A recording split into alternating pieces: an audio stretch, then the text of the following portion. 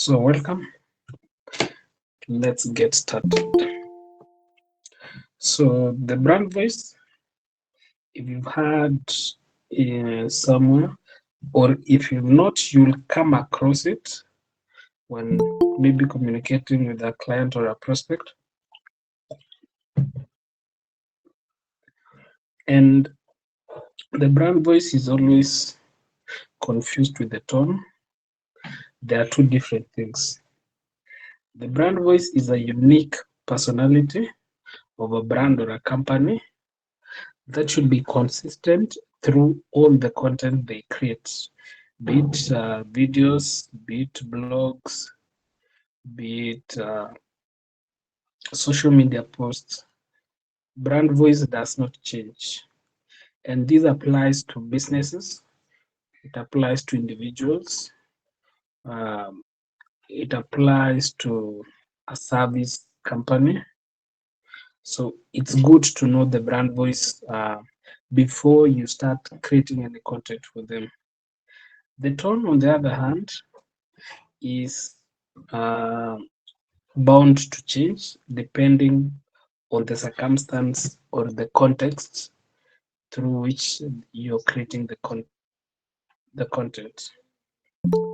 So the tone, for example, if you are maybe posting a social media post, uh, if you're posting about an offer or a celebration, then the tone will change. If you're maybe apologizing for something that the business did wrong or inconvenience caused, then the tone changes, but the brand voice must remain the same. So, for instance, the tone you use in a formal email is different from when you use in a casual social media post. And unless otherwise stated, the brand voice should always remain the same. If a brand, say a bank, prefers being formal, uh, then you cannot create content which looks casual or informal. But the brand tone, you can have a formal but apologizing tone. You can have a casual apologizing tone. So depends on the client's voice and tone. And most of the time, you'll get clients who are not clear on what their tone of voice is, but you can pick it up by going through their previous content, seeing whether they are using any formal or informal, if they use emojis, if they use casual language.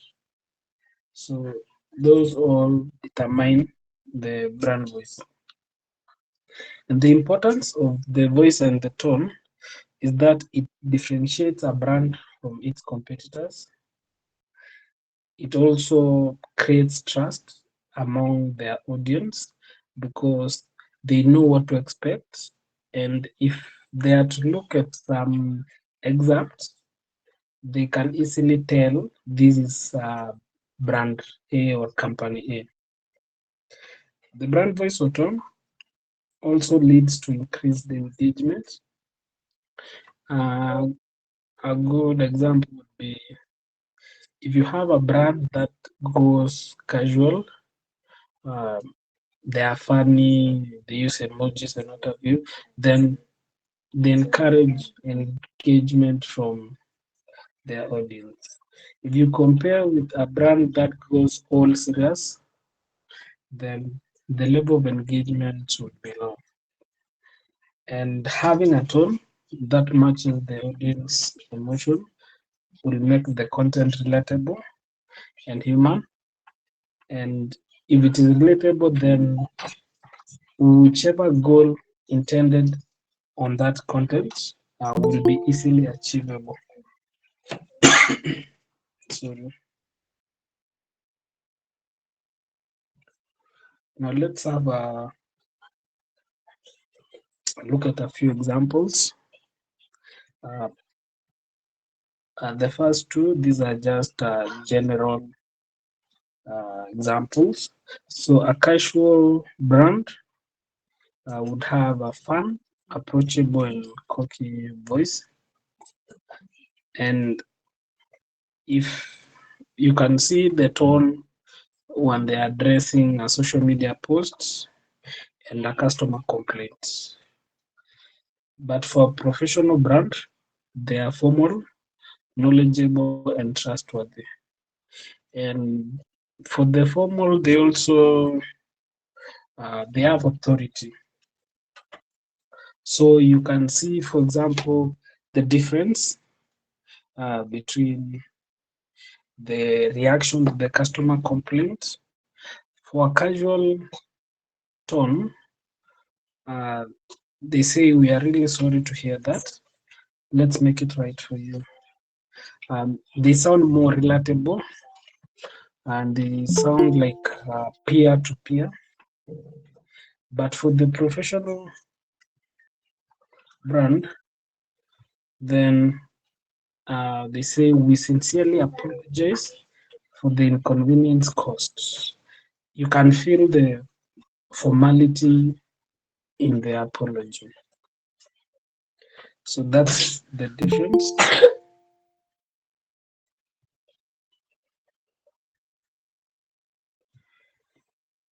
Now let's look at some of the famous brands. For example, Coca-Cola. Their brand voice is friendly, it's optimistic and uplifting. If you've seen their adverts, they are all about happiness and sharing moments. All their adverts is about friends having fun. You never get a serious advert from Coca-Cola. So, for example, one of the advertisements uh, is open happiness, and that's a cheerful and inviting tone. And they majorly create an emotional connection.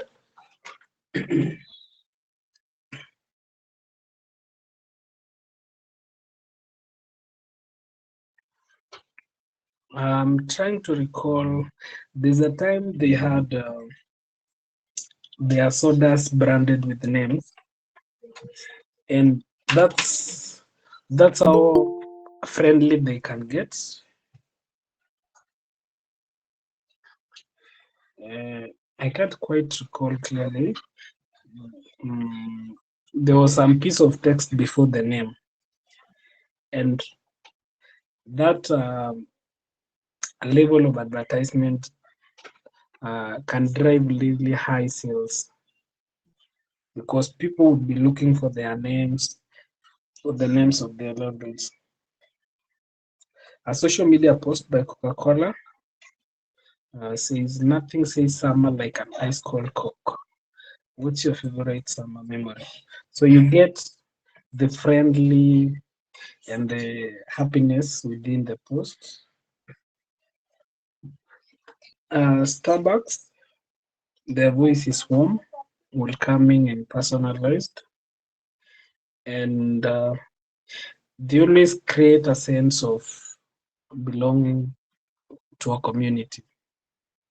So you can see their tone in the different product forms, content forms, the product launch, replying to a customer complaint, and the holiday promotion.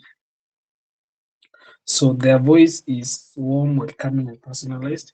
And where this will come in handy is when you're writing content for them, whichever content format you're writing, then the voice should come out. Should be warm It should be welcoming and should be personalized. So that's the least you can they expect from you, getting the brand voice and the tone correct. Nike, do it.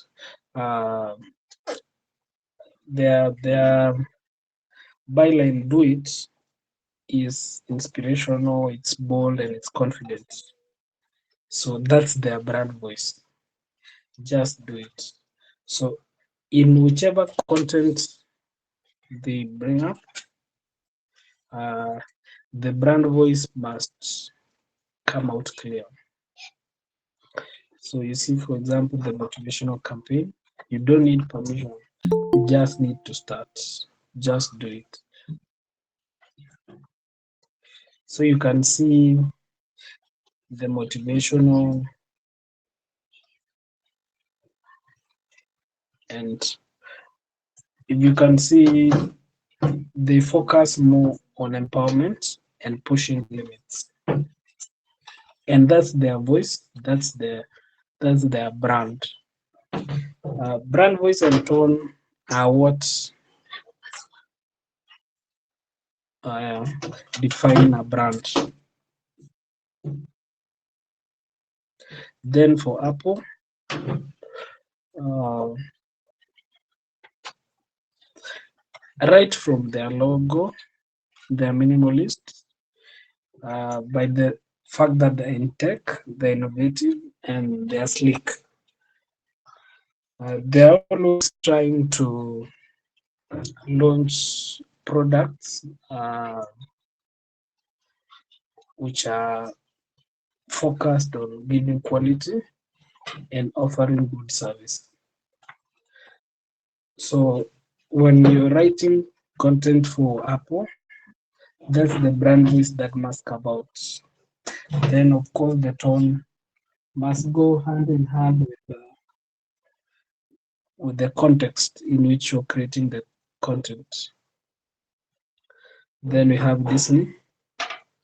These are magical, family friendly, which their industry, of course, is all about imagination and joy.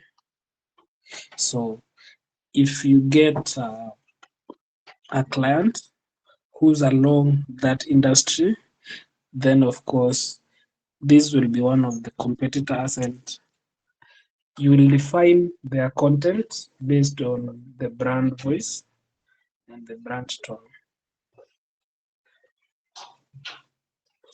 Uh, Sometimes some brand voices are not clear, and it will be upon you to make the suggestion either by basis of their previous content or by basis of what their brand voice should be. So that is one aspect you should have. As a virtual assistant or a content writer, you should always be on the lookout in case their previous content, and this is part of the content writing process. You must do a content audit if this is a brand that has been there. So you need to look at their past content, see if they are communicating the same thing or they are mismatched. So, in as much as you'll use this when creating the content, you also use this when advising the client. Now, let's look at how you'll be able to define the brand voice tone. Uh, so, practically, uh, you can just go through these 4 steps. The first one, you should understand their personality. And a good way to do it would be to ask if that brand or person, based on your experience with them or the service they offer or their previous content, then how would you take them? Are they friendly? Are they serious? Are they professional? So that's one way to look at the brand voice. The second one is to know their audience. If say a certain brand is selling to people in the age bracket of say 40 to 50 or 60, then of course that age bracket appreciates formal approach rather than if a brand is targeting between 18 and 25. So there will be a difference in the content that will be created for the two brands. The other thing would be the choice of words uh, based on the previous points. Once you've understood the audience, you would know whether to use a casual word or using a formal word. And a good example would be the word sincerely. That sounds too formal. And the example we've been given here, using awesome instead of excellent. Uh, for someone who has no psychology in content, they would think that words are just placed anyhow, but this forms part of the science behind content creation and content writing. So you understand their personality, understand their audience, which in turn informs your choice of words. Then you adapt the tone to the context, depending on the content you're writing. Is it something for a celebration? Are you just informing? Is it an apology? You announcing an offer? Is there something coming up in the near future? So you adapt the tone according to the context.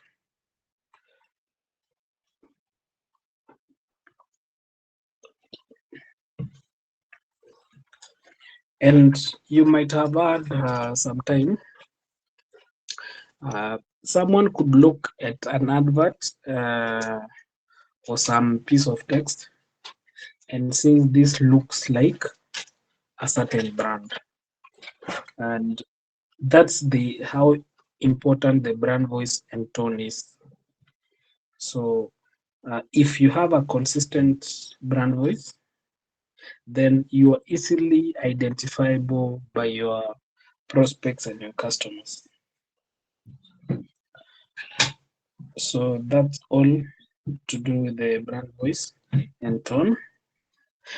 We will look at more of it during the practical sessions, and it's not as complex as it sounds uh, because it's only a matter of picking that it's either formal or informal, it's either friendly, it's professional, then ensuring that your content aligns with that brand voice. Now, the next thing that you'll come across, whether you're doing social media, you're doing blog writing, articles, will be content strategy. And yesterday I told you the different content formats you can sell as a service. Uh, Content strategy, you can sell it as a service. Defining brand voice and tone is something you can sell as a service. If you find out that certain brand, person, or business have their content having a mix of everything, then you can pitch the service to them that there's the importance of having a consistent voice or tone. It's important to have a content strategy if they are posting anyhowly. So These are also opportunities for us to be able to earn.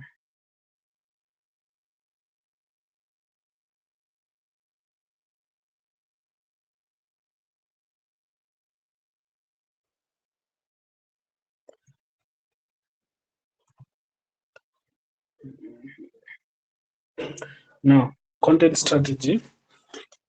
This is the science behind content.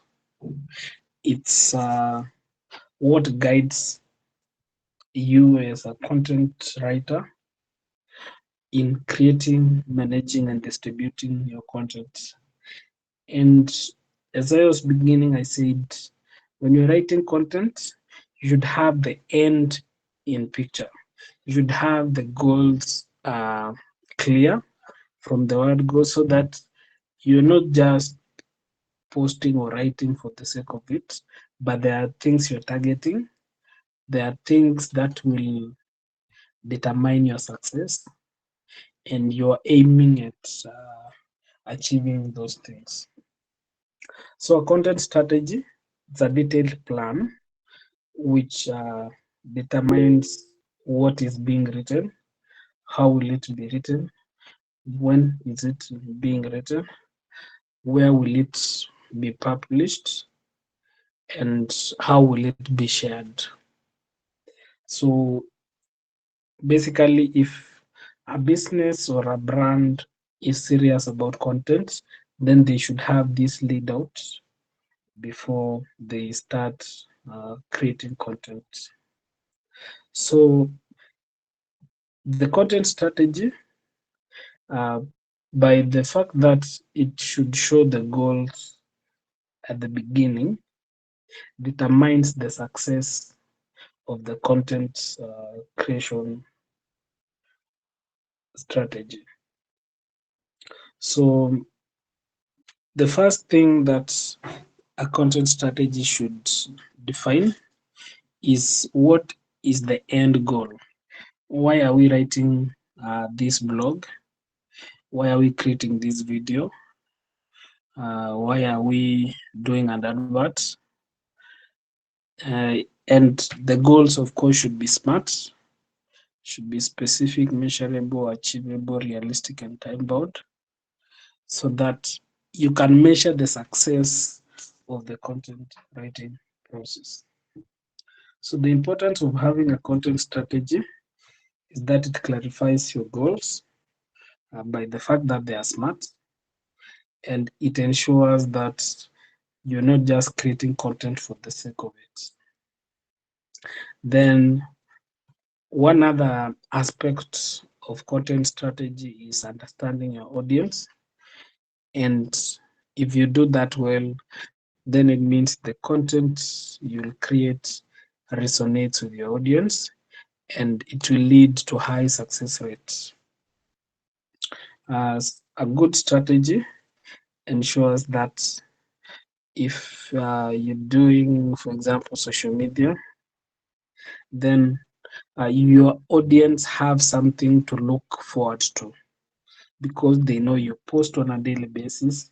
If it's an email newsletter, then they always wait on Friday or the last day of the month, whichever day you schedule that. And that builds trust, builds your loyalty. If you compare to maybe a brand that would send a very useful email newsletter today, and then you have to wait for 6 months to get another one. So by the time uh, the 6 months are elapsing, then either you're past um, expecting information from them, or you no longer need the information that they are passing across. So a content strategy will build a loyalty, and it will also build a customer base.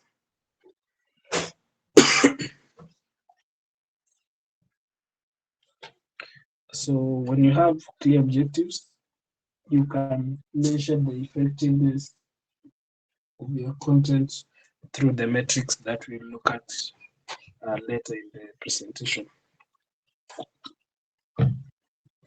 And as a content writer, it will save you time because you know when you need to create uh, any content and when and what to create. Now let's look at the 9 components of a content strategy, which also form the steps of uh, formulating a content strategy. So the first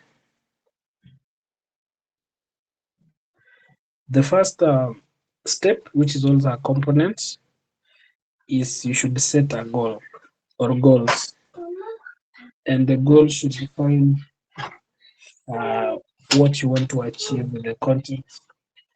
So of course, I see they should be smart goals.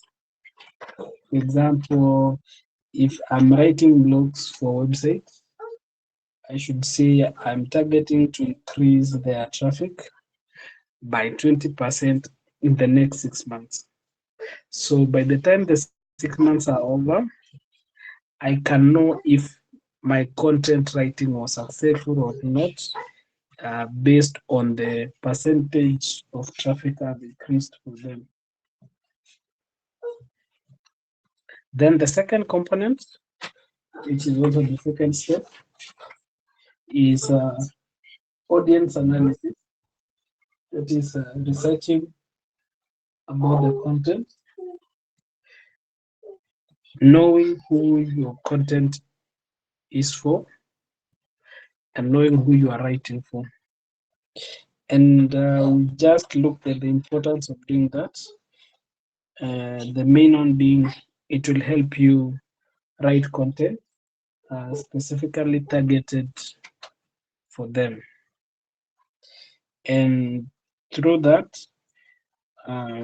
you have a higher success rate, you have higher chance of achieving the goals that you set.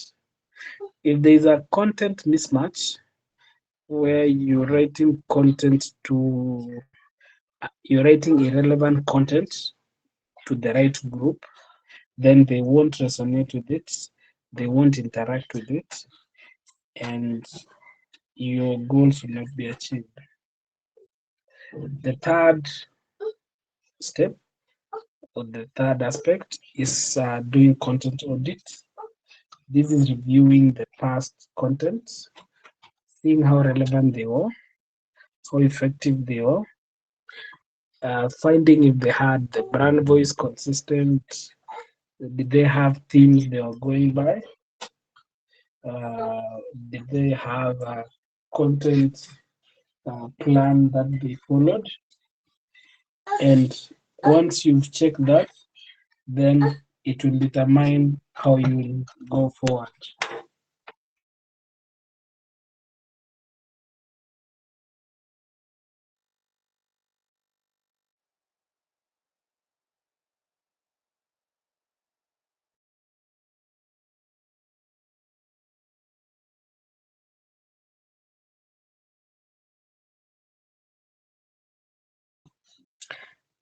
Then the fourth one is content planning.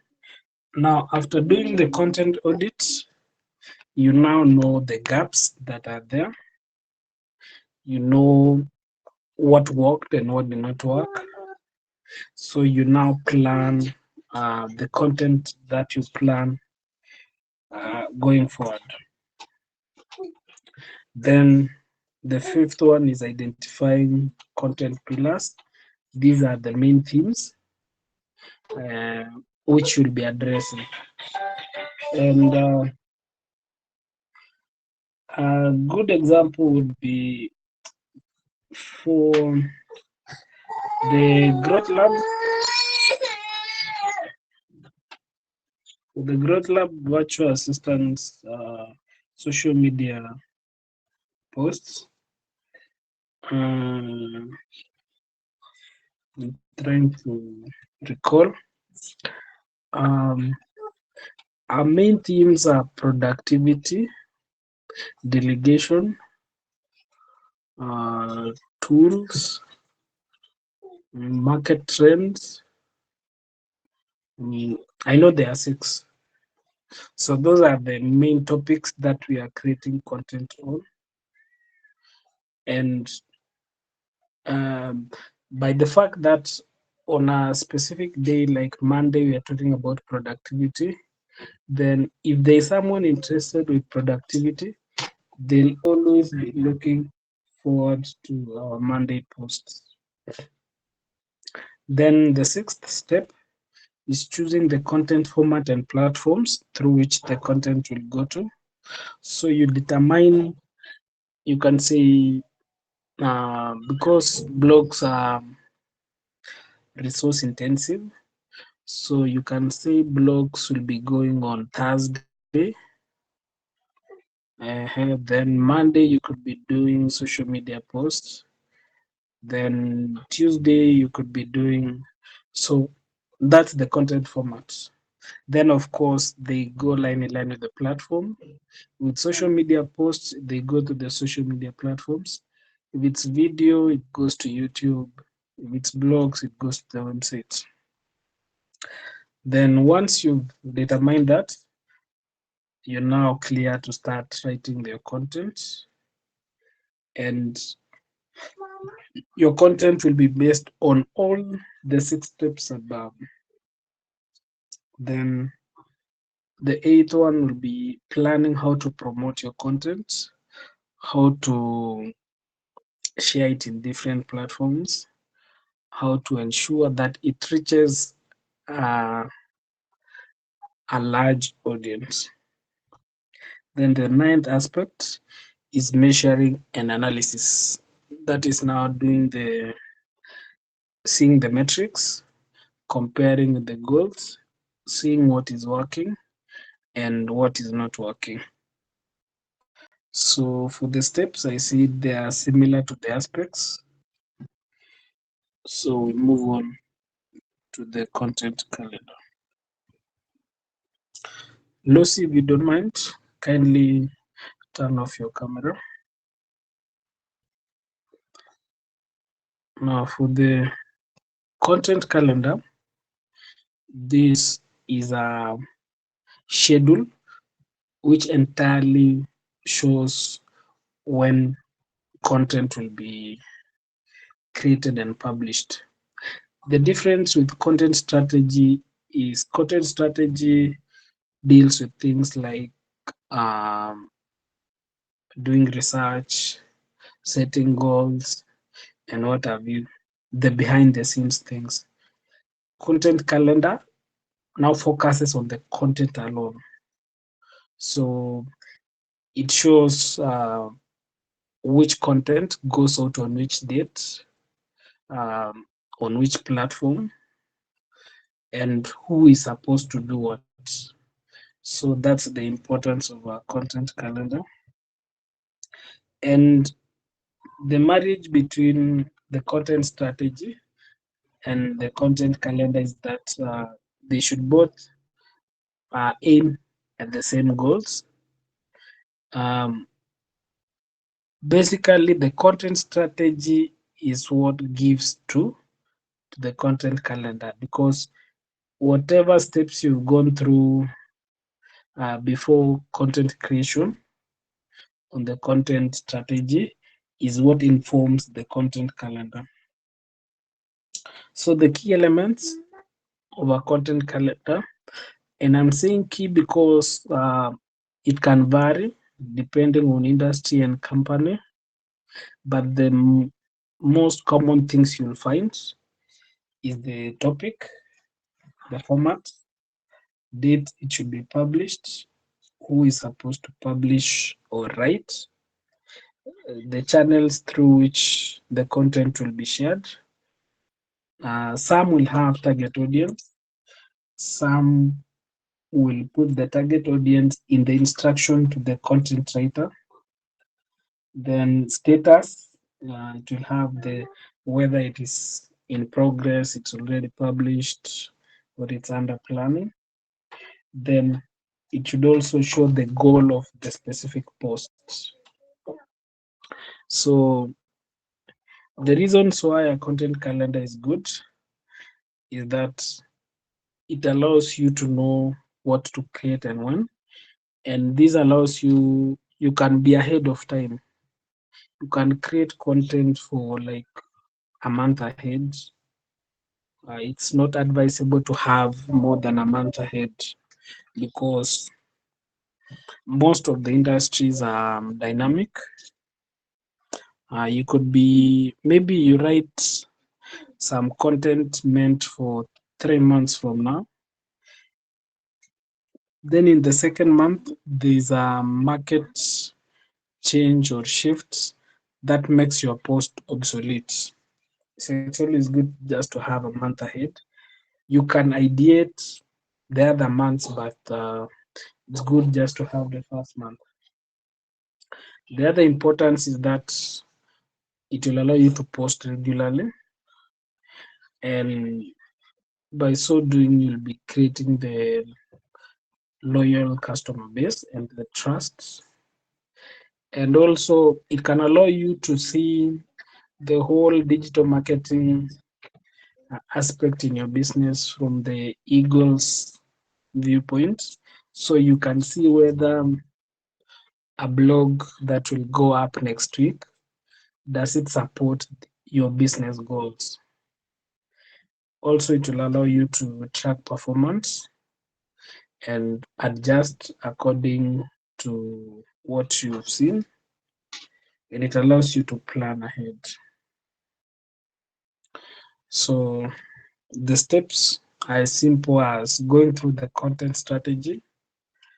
The content strategy will inform you on the topics.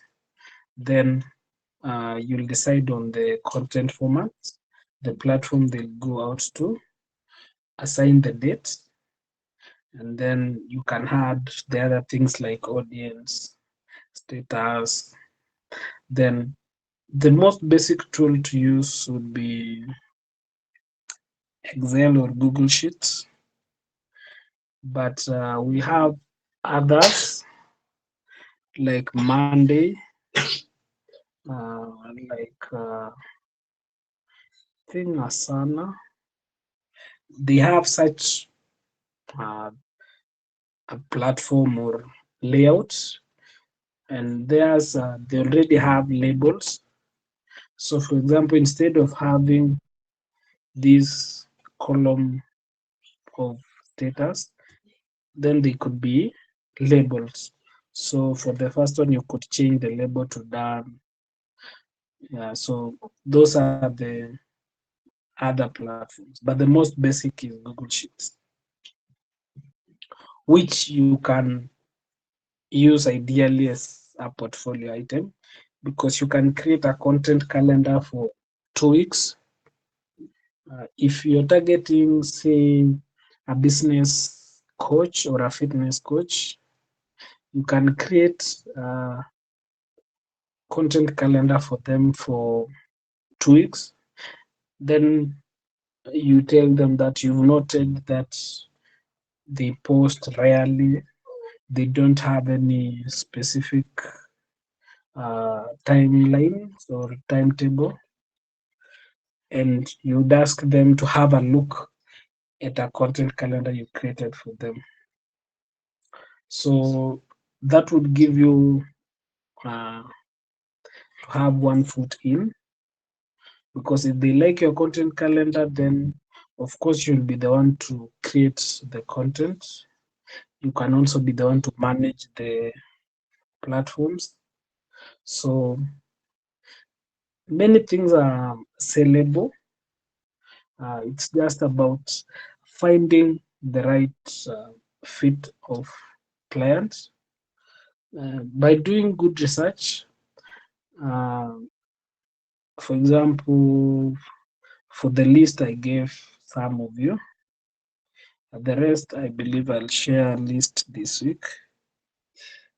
When you go to the socials of the person assigned to you, try to pick a problem or a challenge they have. Either they are not posting, they post irregularly, Their posts have no specific theme. They talk about football in one, the second one they talk about business, third one. So if there's a mix of everything, then that's a problem you can fix, and you can fix through the things you're going through.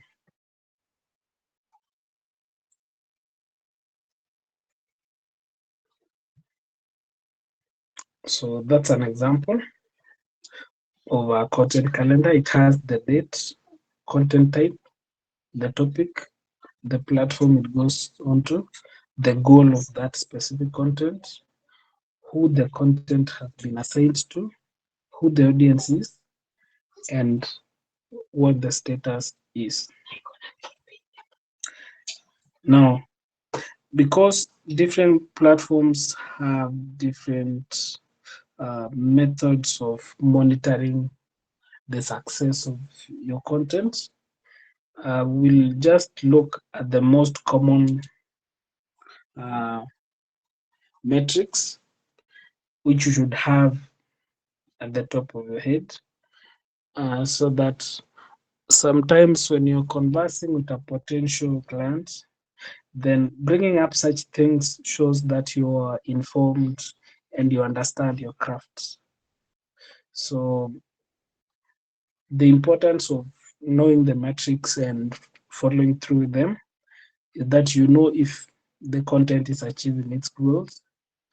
Uh, it allows you to understand which content resonates better with your audience, and it also allows you to avoid time, wasting time on content which does not perform. So, for example, if mm, on LinkedIn there are these things called carousel or something. Um, it is more liked by LinkedIn audience than any other type of graphic.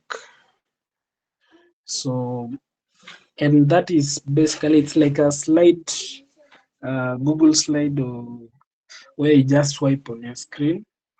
So it's more preferred. If you are to post on Monday a post with an image, Tuesday a video, Wednesday you don't post any graphic, Thursday you use the carousel, then Friday you can use a GIF, then you can see the analytics and you'll see which um, specific graphic is preferred. So some key metrics to look at. One is the engagement metrics. This is more so on social media. These are likes, comments, shares, how people are engaging with your content. If it's on website, then it's the time of the page and also the CTR, which is the click-through rate. The click-through rate is the percentage of people who click on the links that you wanted them to click. For example, if you have a social media post, then at the end you have um, you want them to click there, maybe to go to your website or to download something. So the CTR will be the percentage of those who click against those who read or went through your content but did not click. Then the second metric is traffic metrics, and this is more so on the website, and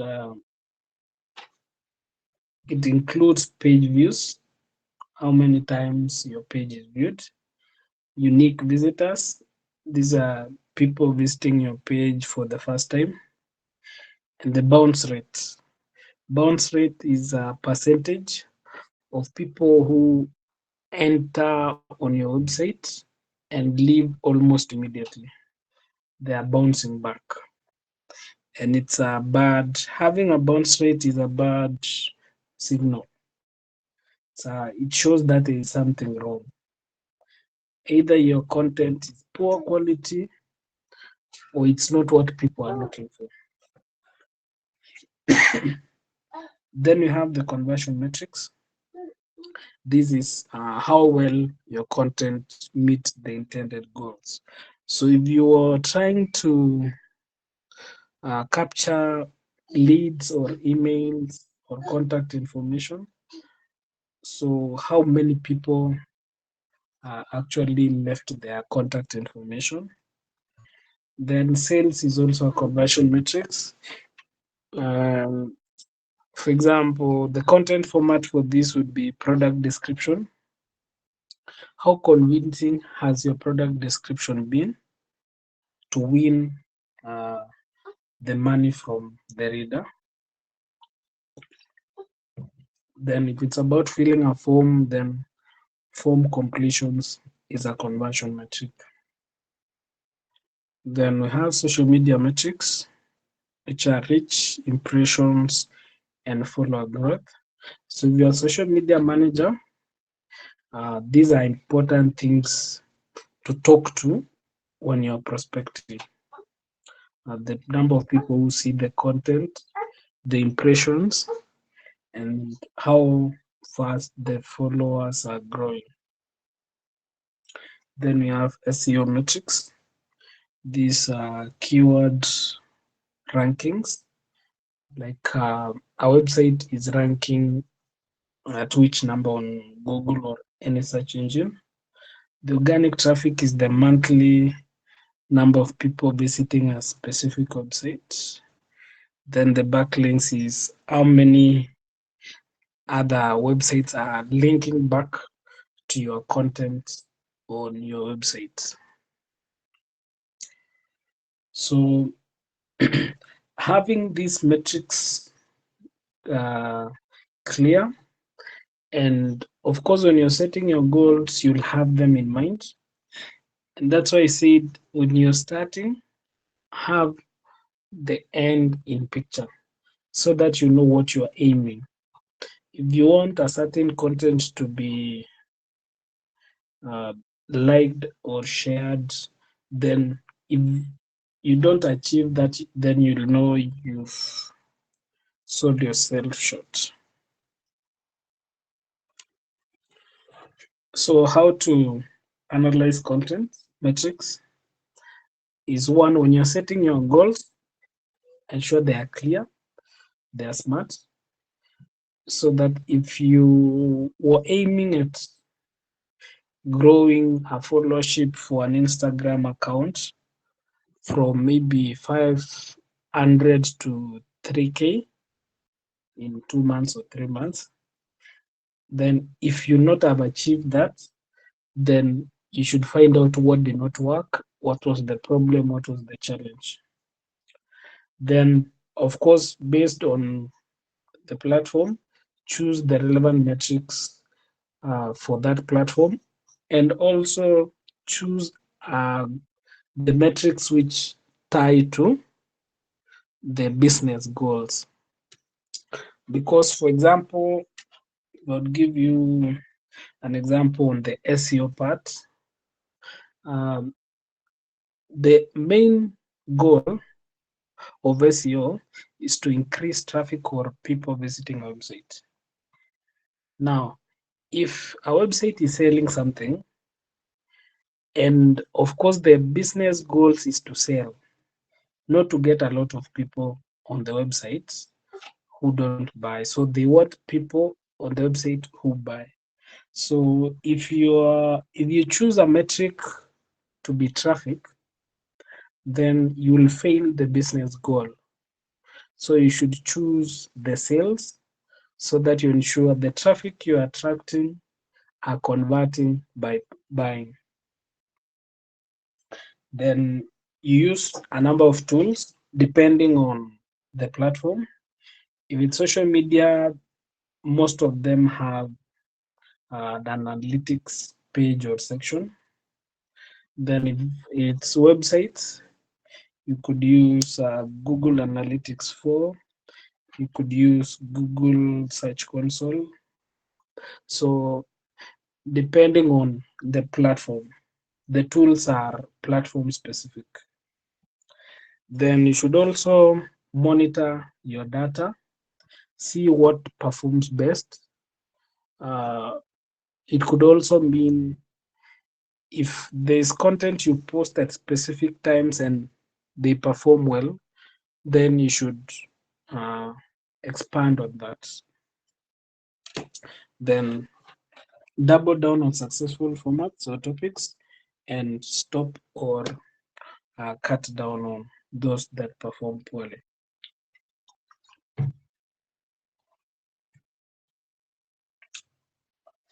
End of presentation. That was a formal brand voice. Now let's come to a friendly one. I welcome questions and answers.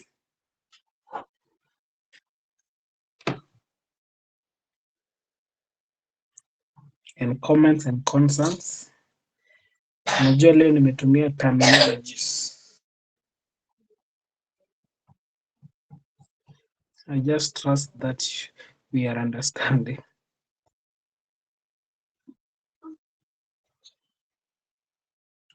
So yes, I welcome questions, concerns, comments.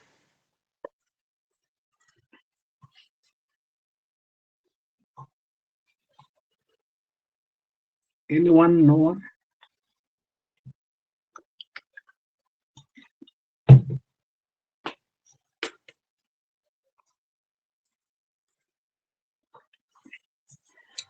Silence means either we've understood or we don't understand.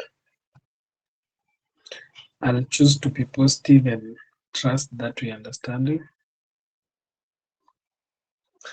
So ensure you go through this document thoroughly. Have these ideas,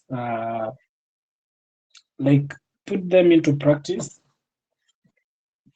Go to LinkedIn, Facebook, or whichever platform. Select a brand or a company. Go through their posts. Try to find out what their brand voice is. See if they have a specific theme, either for the week or for the specific day of the week or for the month.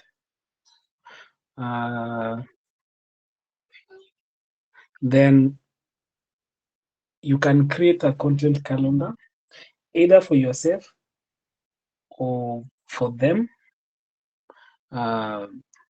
just to try and put that into tests. Another thing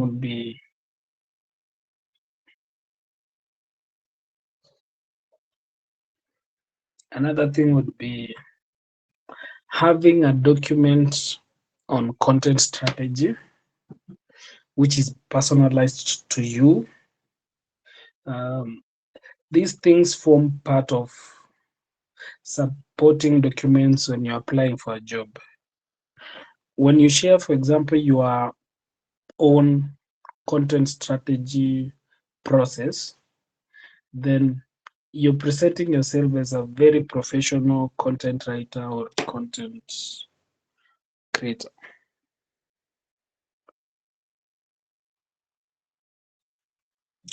Time is up. Any last question before I say bye? Ama you guys are used to the Q&A slide. Yes, maybe. Assuming that I have my own product, Mm-hmm.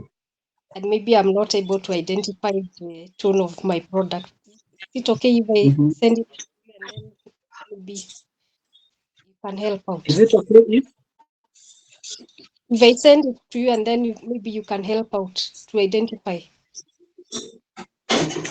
if it's something you can share here, we can deal with it now. If I'm used to my product, Uh-huh. so it might not be appropriate if it's my product for me to maybe to identify Okay. the voice or tone if I had not gone into that length. Okay, it's okay. You can share with me. Okay. then we can deal with that. But for the sake of general answer, Yeah. is for you to find out the brand voice and tone, Yeah. market research and customer research plays a huge role. Yeah. You see who you are targeting, they are the ones who determine the voice you'll use. Okay. Okay. Yeah, but feel free to share with me.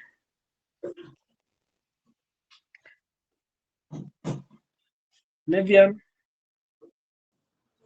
I was just requesting you to post the presentation on your YouTube today because I feel like today you have taken us through fast.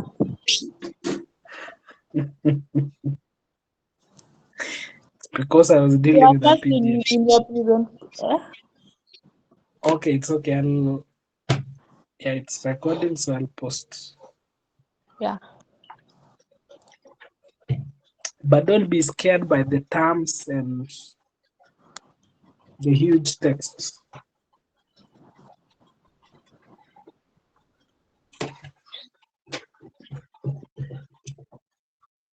So, any other person with a question?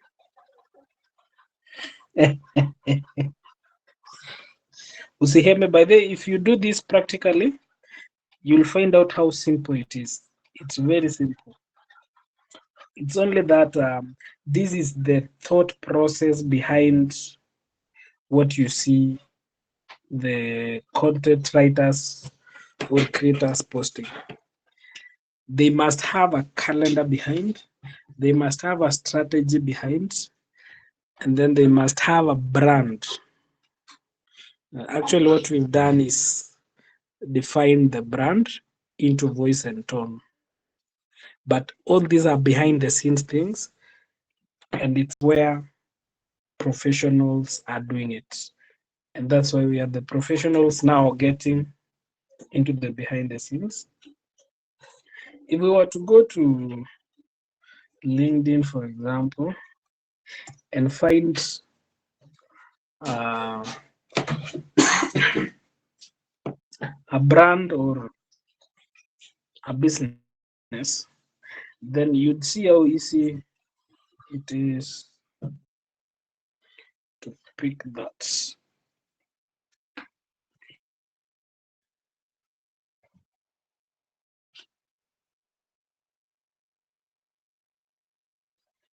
Any other question or concern apart from the hammering?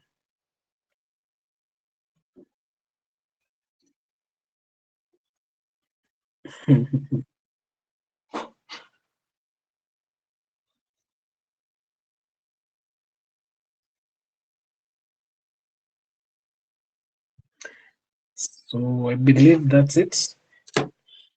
Uh,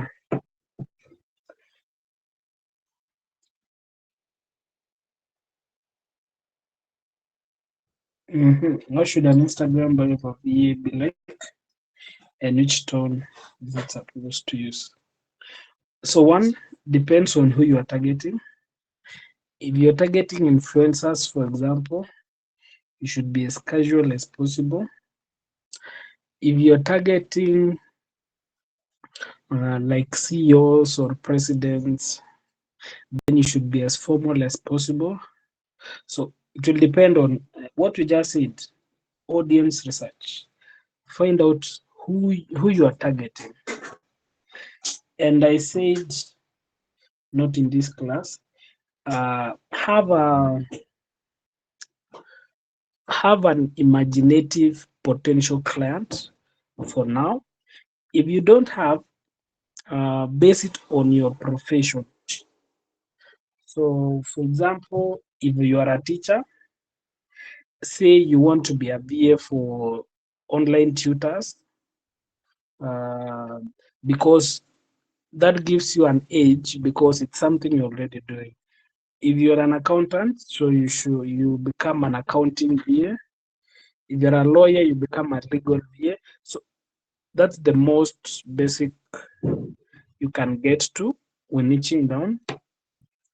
then you can build on that, because once you handle maybe one client, if you're a teacher and you handle a tutor, then you get to understand, because what they are doing, teaching, is what you are doing. So it's the same thing. So what's only coming in is you being a virtual assistant. And once you've identified your potential clients, knowing that you want to serve entrepreneurs, if you are an entrepreneur, you can say you want to serve entrepreneurs, then get to know, are these people formal? They are not. So that determines your tone, your voice actually. Tone, we said this is based on the circumstances that you're creating the content from. So the bio of a VA should be one thing that we said in the copywriting class is let your bio speak to your potential client.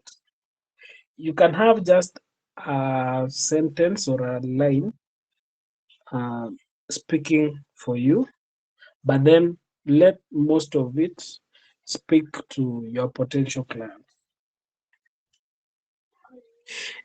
And the simplest way to do this is go to Instagram, search for virtual assistant, then look through the profiles. Then, of course, you'll pick a point.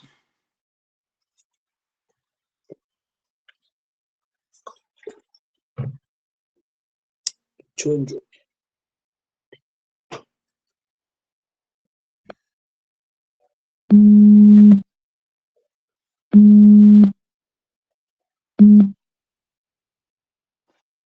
I guess that's it.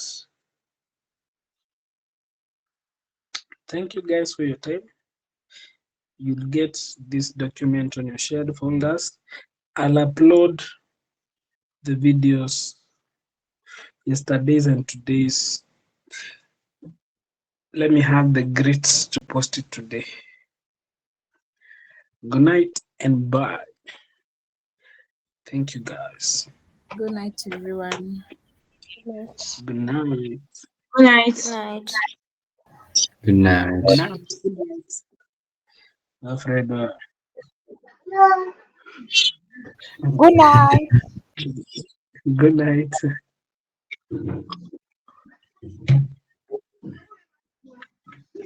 Good night, Faith.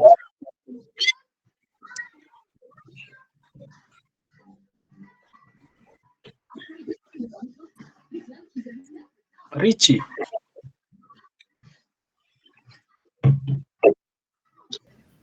Yes, hello, Lawrence. Niaje. Uko poa? How is the going progress? Iko positive. Mm-hmm. Just following through, siko mbaya vile. So I love that. Yeah. So good Thank night. you. Thank you. Good night.